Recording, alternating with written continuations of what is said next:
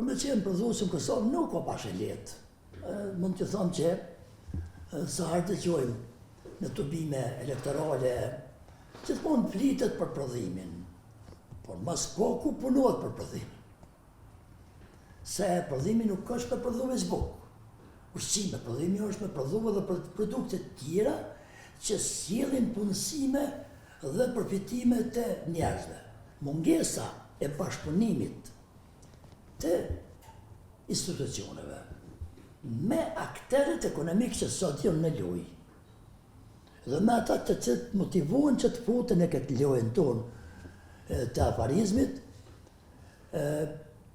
nuk sjell investime dhe krijimet e vendeve të punës të sektorit privat. Për arsye se në të gjitha vendet e botës mendohet cila veprimtari mund krijohet në Kosovë që punëson njerëz si ekonomi e vogël në fshat.